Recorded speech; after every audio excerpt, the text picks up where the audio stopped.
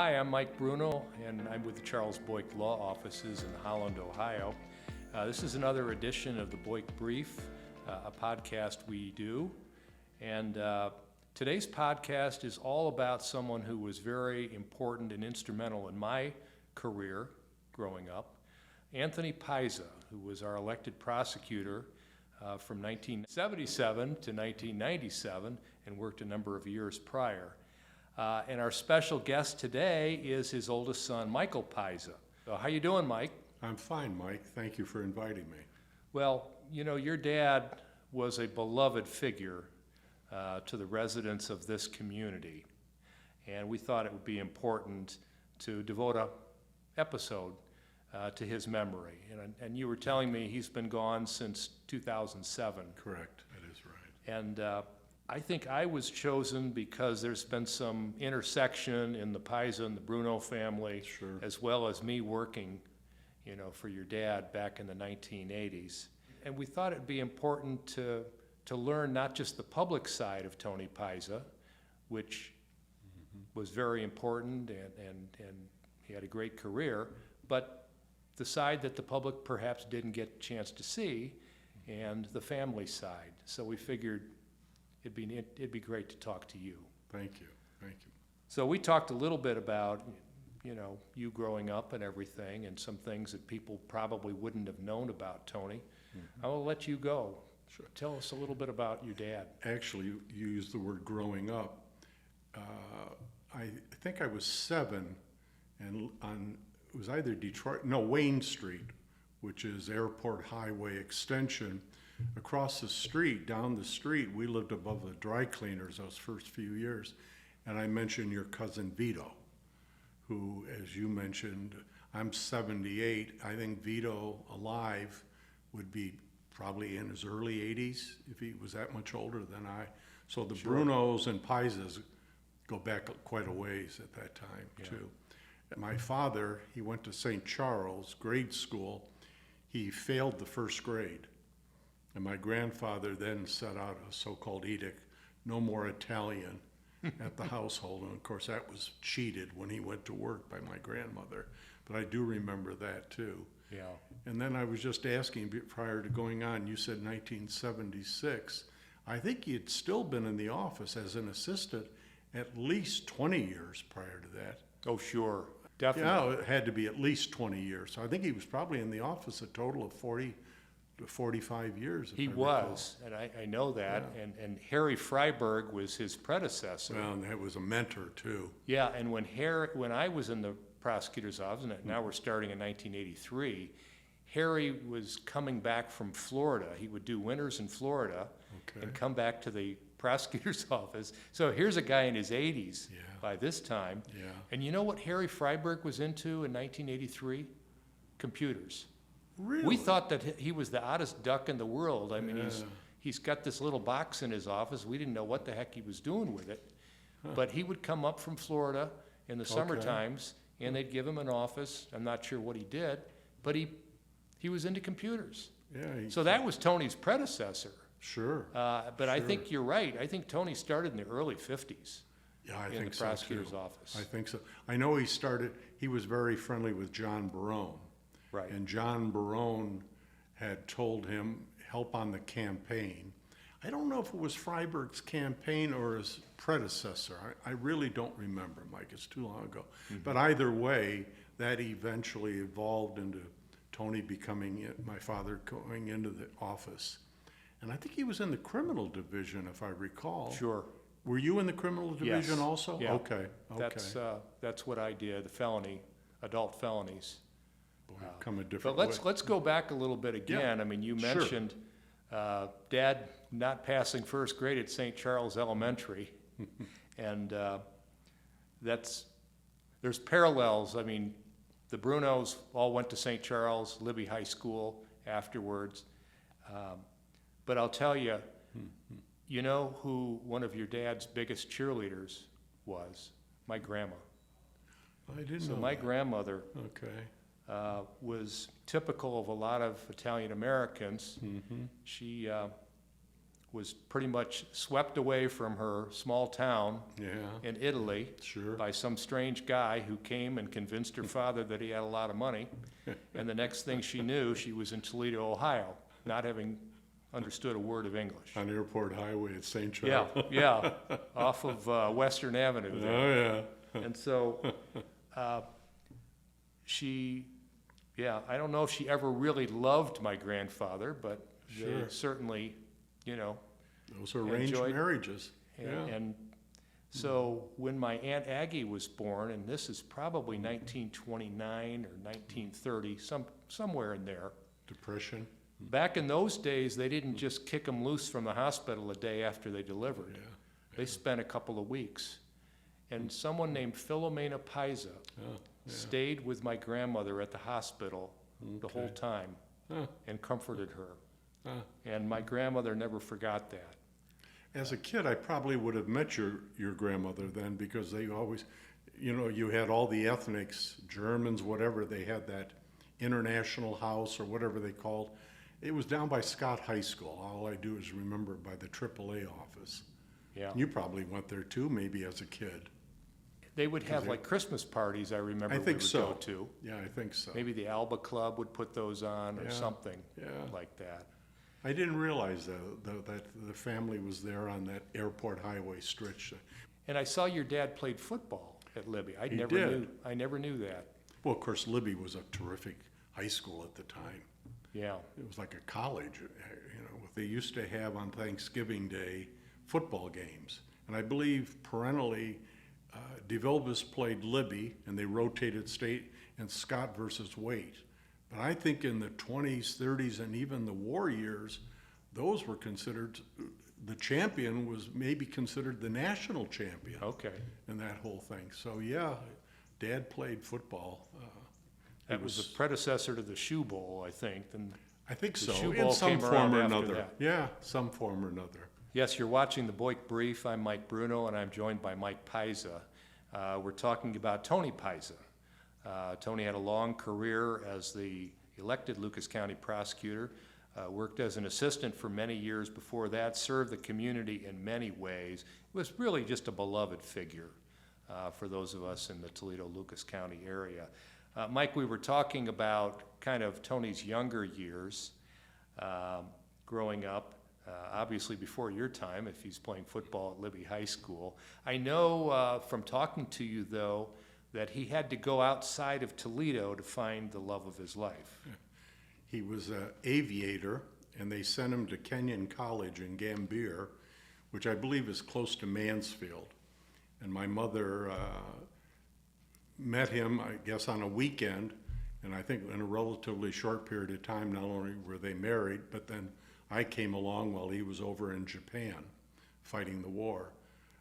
And of course, in those days, an ethnic Italian marrying a WASP, especially from southern Ohio versus Toledo, it was interesting. It was interesting. Although my mother eventually considered my grandmother Pisa just like her second mother type of situation. But, it was a totally different game then in that type of situation. Mike, we were talking yesterday, and I was thinking about the first campaign, which I'm thinking is sometime in the 70s. And I mentioned to you, talking about Libby High School, there was a building right by St. Charles, a restaurant, and on the side, a huge 2 or 3 story building. I think it was Bob Snyder, who I think he eventually went on to be a professional football player, if I recall. I remember going into the restaurant, and I believe it was a Chinese restaurant, and my dad couldn't help himself. He had to go back and introduce himself to everybody and ask for a vote.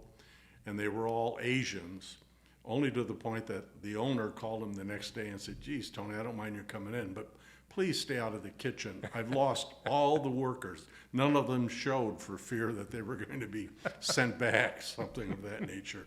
But I do remember some of those type of campaign situations. By the time I came around, when he had a campaign, it was the pizza for Pisa That is correct. that we Yeah. would put on, and Dominic Montaldo would be Yeah. cooking pizzas in the kitchen, and Carl Mazurko. Carl, oh boy, now Yeah. you're taking us way back, you Yeah. know, to the south end. And it raised, you know, you're going back 40 years ago, it was raising $10,000, $15,000, which was about as much money as he needed to spend, that's for sure. But when we talk about Madeline, your mom, she was really an asset to Mm-hmm. Yeah, him. I mean, yeah. she was an elegant woman, Yeah. and I thought she was just the perfect match for Tony. Someone that really stood by his side and was just a wonderful person. Especially during the campaigning too, and the politics, because he'd have to show that public face an awful lot. Yeah. Well, and he loved it. I mean, to tell him he had 4 dinners a week, it didn't bother him in the least. But I think at the end, it was hard for her, having lost my 2 younger sisters passed. I think that, you know, she just did not want to go out to that 3 and 4 nights a week. Sure. I think she told him once a week, Tony, is enough. Well, but he couldn't help himself, Mike. Yeah. As you mentioned, I think at lunch, he rarely went to lunch unless there was some type of meeting or whatever. And occasionally, half a dozen times a year, I'd come down and walk. He loved to walk from the courthouse over, I don't remember the name of the church on Cherry Street. Francis, maybe? St. Francis? Sure. He'd light the candle, and you know, half the time he's saying hi to street people and prostitutes, the whole 9 yards. Because even I don't know if I mentioned to you, with pancreatic cancer taking him, that last couple of weeks he was at the hospital, he was still doing legal closings and house closing and whatever. Wow. But a young lady came to the funeral home and said, I had been a prostitute. One day I was going to be in trouble, and he persuaded me to go to college and whatever, and I think she was working like a nurse's assistant. So, you know, he had no problem he was not discriminate in any sense of the word. That's for sure. Yeah, I remember Tony and his walks, because he would motor around. It wasn't a slow walk. Yeah. He would pick up the pace a little bit and really get some distance, and then he'd come back refreshed at his desk. You know, when I started in '83, we were still up on the 4th floor of the courthouse. In '86, I think they remodeled some space on the 2nd floor, moved us down into modern quarters. Oh. But my recollection of the 4th floor with your dad is him coming in the morning and greeting us, and he'd call me Dom, which is my dad's name. Okay, you got the right family. Fine. He called me. Tony could get away with stuff like that. You know, he was the one guy who, it didn't bother me. You know, maybe somebody else, it would have bothered me. But Tony calling me my dad's name, you know, day after day after day. 5 years I worked for the guy, and he's still calling me Dominic.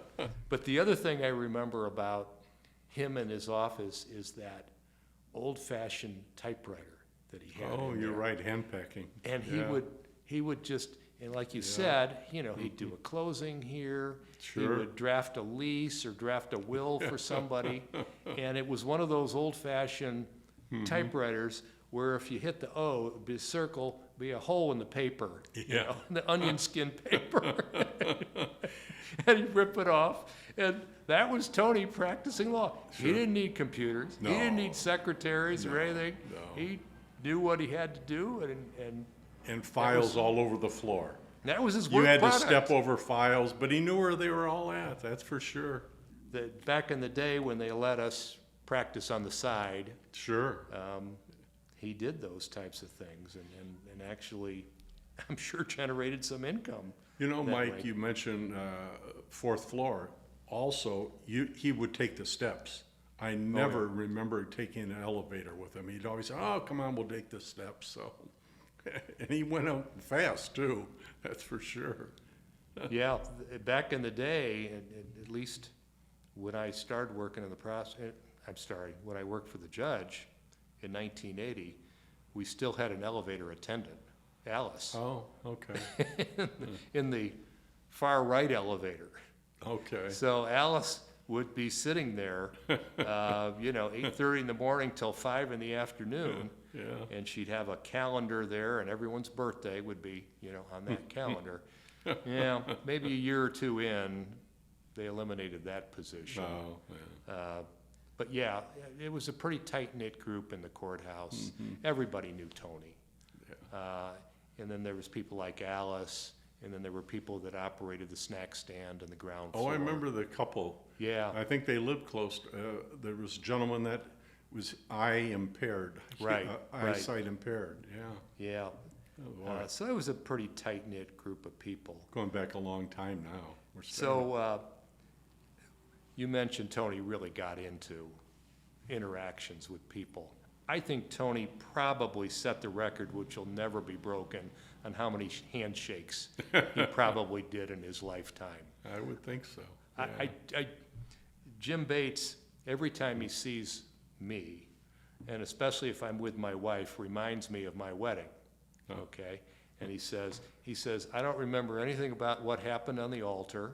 He says, I don't remember what happened in the reception afterwards. He says, the single memory I have is Tony Pisa standing right there near the receiving line and shaking everyone's hands coming out of Jesu Church.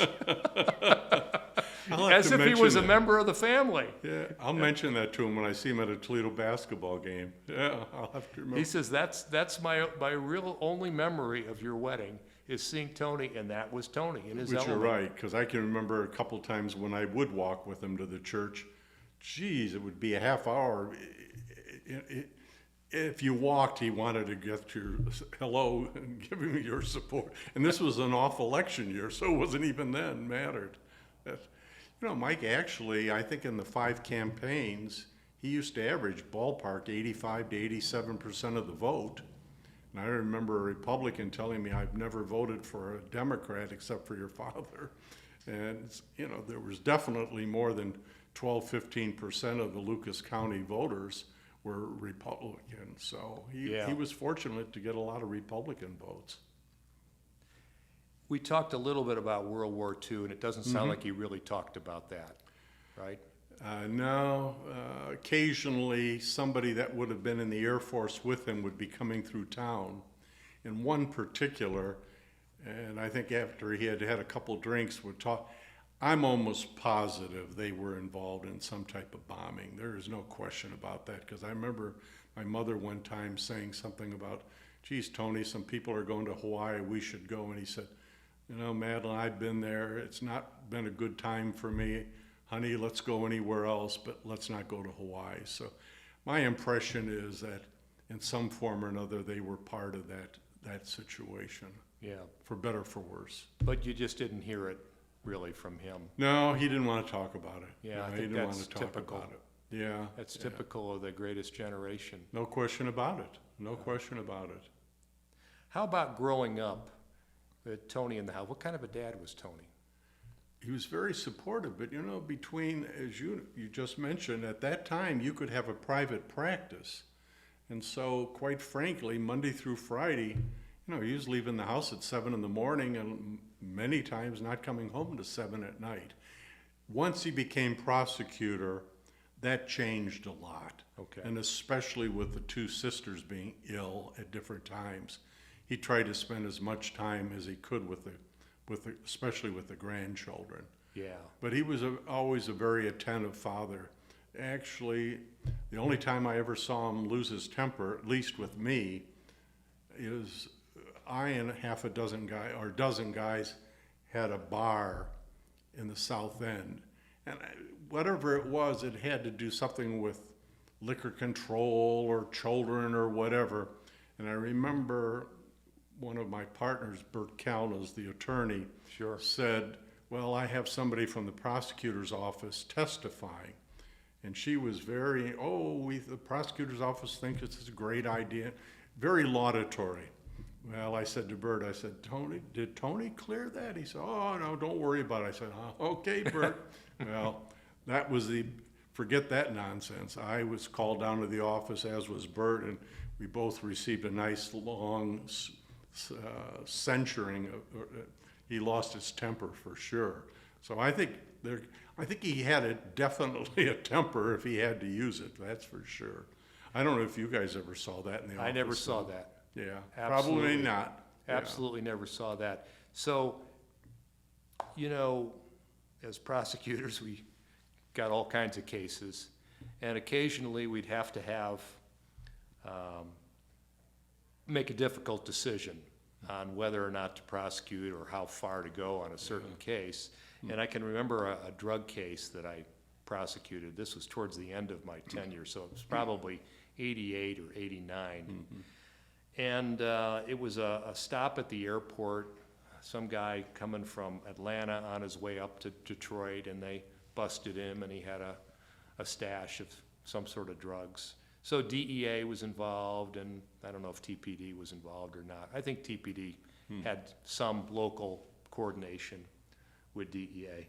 The judge was Ruth Ann Franks, who worked under Tony for many years as an assistant prosecutor. Oh, I didn't realize. And so Ruth Ann comes to me as the assigned prosecutor. She says, "Mike, you better do something about this case." In other words, they were going to file a motion to suppress the evidence, and she was inclined to probably grant it, and wanted to be a tough law and order judge. It wouldn't look good if she let this guy out. Sure. And so she came to me and she says, "You got to do something about this." So had a meeting with your dad, okay? And Jim Bates was involved. He was the criminal division head at that time. And so we said, "Tony, this is not a good case. The judge is leaning on us here. We need to make some decisions on this case." So we had our story straight. We were going to bring in the detectives from the Toledo Police Department, and we were going to explain to them that, we're going to have to let this guy get something less than the principal charge. And so we had it all planned out and everything, and then we invite the detectives, and the detectives are all rah-rah, law and order, and Tony was following them. It's like we never had this discussion. He was just such a nice guy. He was just going to agree with them. And so we left the meeting. What just happened? But Tony could do that. He could soothe over people, and he could get things done that way. Interesting, yeah. So I never saw an angry Tony Paiza. Only time I ever saw him in the courtroom, I remember going downtown, and he was the Paizas, my grandfather had a shoe business, supplies for shoemakers, and next door were the Britzes. I think they had a tire store, tire repair. So Max, and I believe his brother was Morris. Okay, yeah. I think Max did divorces where Morris did it. And I remember Morris was representing the client. And Tony there was some issue he was trying to say is, how could you have gone from Toledo, let's say, to Cleveland and blah, blah, blah. He must have mentioned it 80 times. And finally Morris said, "All right, Tony, you made your point. The guy took," he said, "Well, then he obviously had to be guilty." And I thought, it never ended. He just would go on and on, beat it to death. But that's a long time ago. Yeah, by the time I started in the courthouse, Tony was the elected prosecutor, and he wasn't trying cases at that time. But we would hear stories about legendary Tony Paiza cases and how he would try cases. And I think the gist of what I heard was that Tony was just a master at jury selection. He was up there, he'd have the conversation with people. He may mispronounce a name or two, but he could get away with that. And people just loved him. I think he had a couple of cases in front of the United States Supreme Court. I know numerous in the state Supreme Court. And then I think I don't know if it was Clinton or Bush, one of them, I know, gave him that prosecutor. I think he was the National Prosecutor of the Year one time. But I don't remember. Do you remember? That wouldn't surprise me. It's too long ago. I left in 1989, and he kept going until, I think, 97. Oh, 97? Yeah. But, I mean, when he started in the office, there were just a handful of people. And by the end, it was a pretty 80. good-sized law firm. Oh, yeah. In the end, with multiple divisions that were, Sure. that were fully staffed. And so he brought it into the modern era. I mean, there's no question Sure, about that. yeah. So not only was he an effective litigator back in the early days of his career, but he was an effective administrator who got results. I remember certain causes that he led. Back in the day, there was the Speedway Jam. Oh, I was remember always that a big one well. problem. Yeah. It was always a big problem, and so Oh, yeah. he would. I think he put the kibosh to the Speedway Jam after a little I think while. that was and that fireworks. Fireworks every June, that became an issue. I do remember that. Yeah, I think was that Anthony Cicerella? Sure.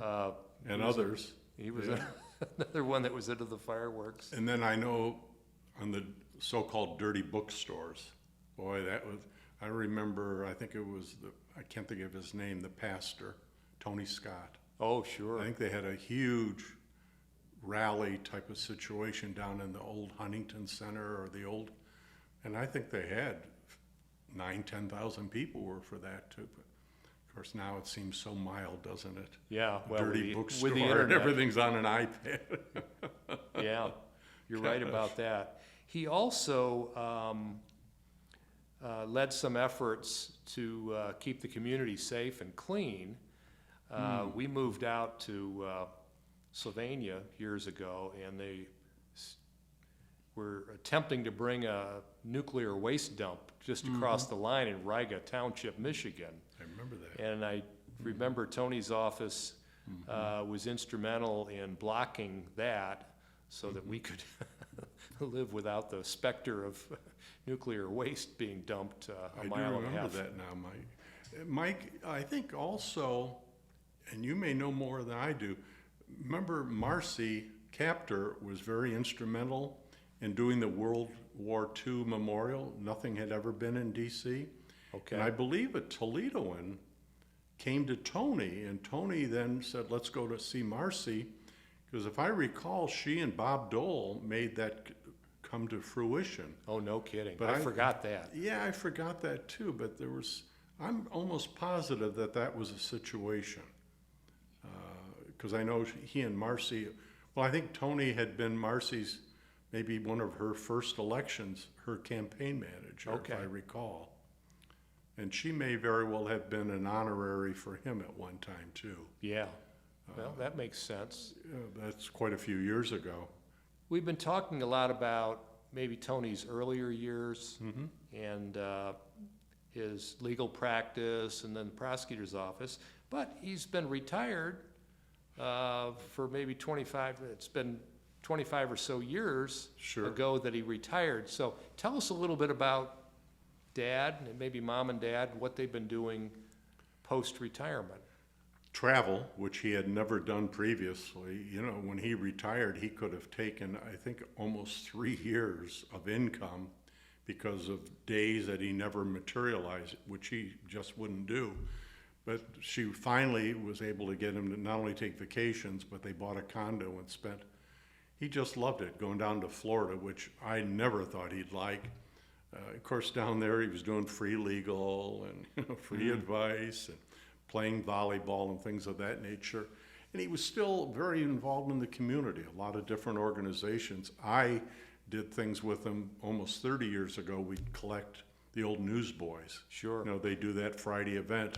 And I may have mentioned to you, I remember one time I said, Dad, the cars keep on beeping. You just can't say, hi, Mike, how you been? Yeah. How's it? They want to put $1 in the thing and give him a paper and let him get through the light. So he still kept busy with that, although he still missed the office. I'll bet. There's no question about it. He just liked that type of situation. But that's all right. He had a very good career with it, that's for sure. And then he came down with the Pancreatic, yeah. Was it a short window post-diagnosis for him, or did he survive it for a while? Surprisingly enough, at 85, they said, we think you can withstand the surgery, because if not, the surgery would have killed him. They figured he'd get a year, he got 6 months, but Yeah. it appears that even Steve Jobs, I think, got 4 or 5 years, which is a rarity. Yeah, I've known no one who's been able to beat that.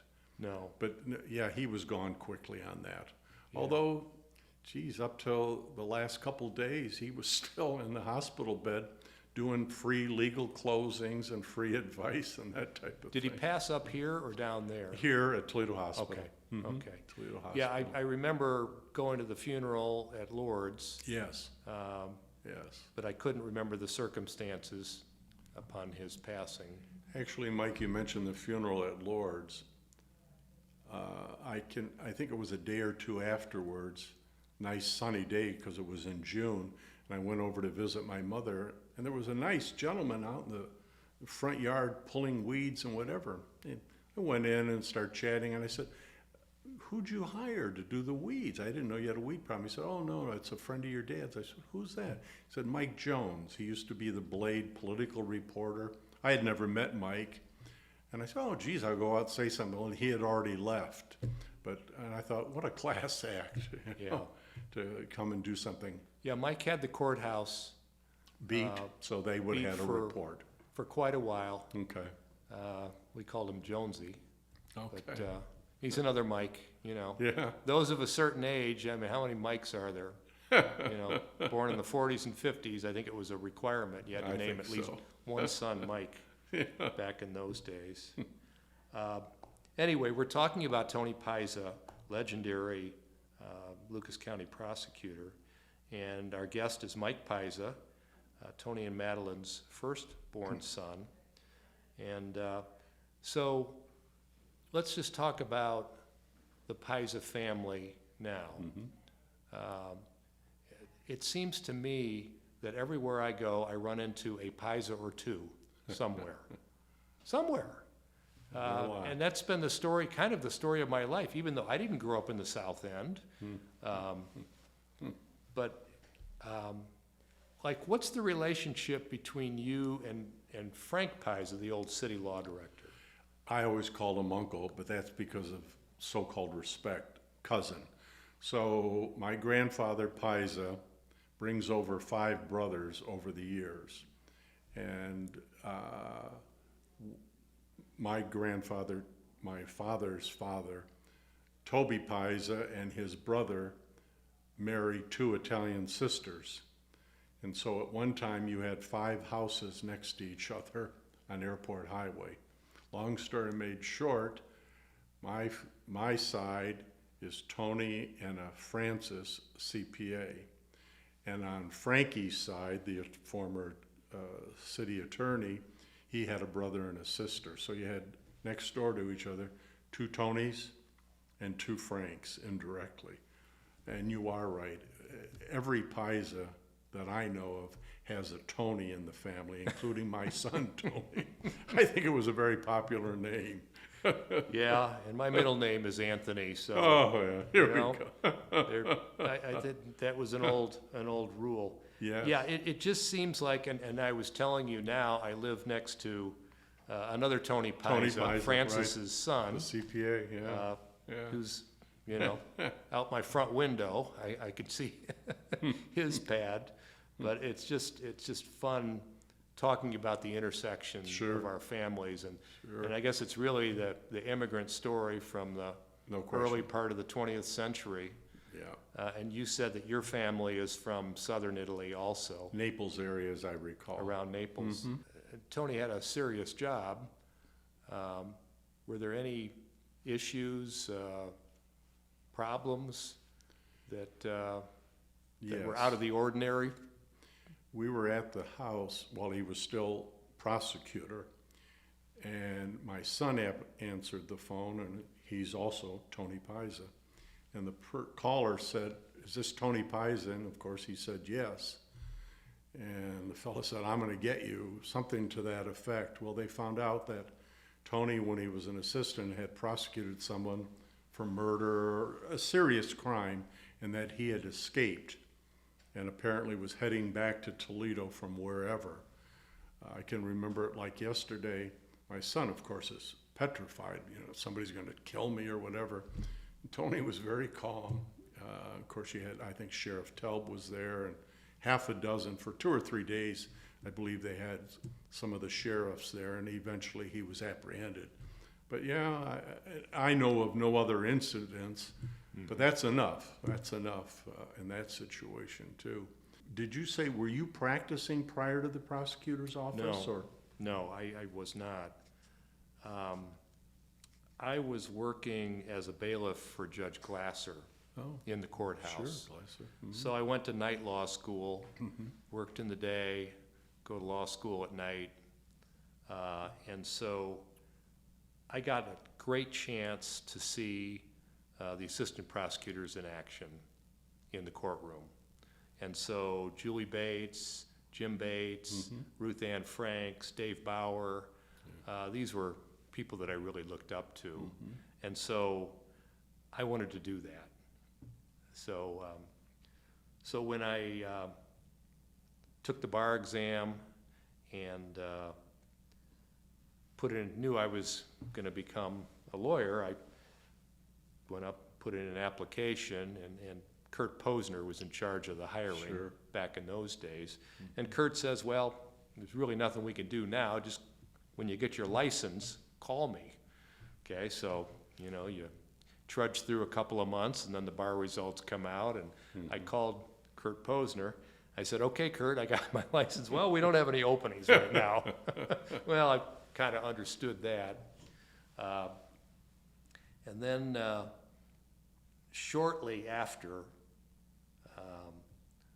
Judge Riley became upset with a certain assistant prosecutor and then went to Tony complaining, and suddenly there was an opening in the office. And so I put my name in, and Tony very kindly says, well, I'm sorry, but I've promised that spot to Andy Barone. Oh. And I knew Andy because he worked for Judge Resnick while I was working for Judge Glasser.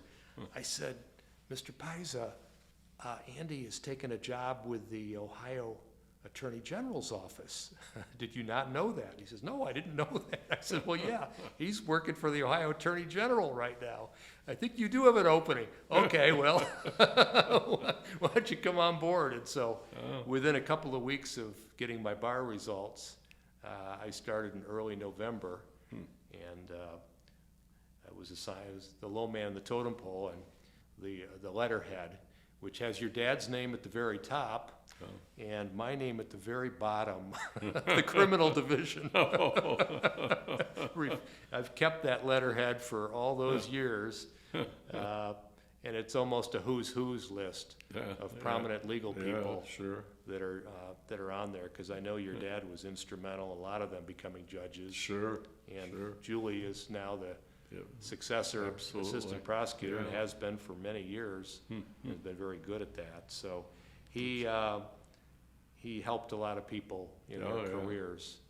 And boy, I can count on one hand my legal mentors, and he's on that hand. Well, I don't think that office was strictly Democratic. I think there were obviously Republicans, well, I know there were in that office too, so. Yeah, it was good. The only thing I was told was I had to register as a Democrat, and I had to attend the annual Democratic dinner. Okay. That was it. Okay. So I said, I think I can do that, for the job. Makes sense. And, it makes sense. And so that's what I did. Yeah. Judge Glasser was Republican. I didn't even know he was Republican until halfway through my tenure there. Yeah. It was It's a kind of a different world. non-political Different world. job, but yeah, those were fun times in the courthouse. A couple times in his 5 campaigns, somebody would call him and say, well, the candidate you're running against, I've got some negative. Tony had nothing to do with that. He said, no, we're running a campaign. It's up and up. I don't want to hear any garbage and that type of situation. And frankly, a couple of them became judges. Tony's comment used to be, you're better off losing because you've got a hell of a lot more income than being a prosecutor, that's for sure. I think his first one was Pete, geez, he passed away, became a judge too. Was it handwork? Yeah. Did Handwork run That was the against him? first tough one. See, I would have been in college back then, Yeah, so I Pete didn't- Handwork, that was the first. Then Steve Yarborough, I remember that one. yeah. But then a couple were not. Gene Zamuda, who's a judge. I forgot about that. A young guy, Sam Morrison, I believe, and a fellow died recently whose name I can't think of right now. I think even Pete Handwork, he was still 70-some% of the vote, Tony. Yeah. But not too bad, not tough. I think at the last couple, I think it was almost a situation where the candidate was told, if you run against Pisa, win or lose, we'll give you an appointment. Well, if the Yeah. appointment was a judgeship, I think Tony's best income was ballpark in the 80s. Hell, a judgeship was 120 or 30. Yeah. And I don't think they had the pressure. It's pretty tough to beat an incumbent judge because nobody knows. Anyway, thanks for joining us. Thank you, Mike. Again, this has been Mike Bruno with the Boyk Brief. We're joined today by Mike Pisa, son of beloved former prosecutor Anthony Pisa. And it was great hearing about Dad Thank you. and some of those sharing stories with you. Thank you, Mike.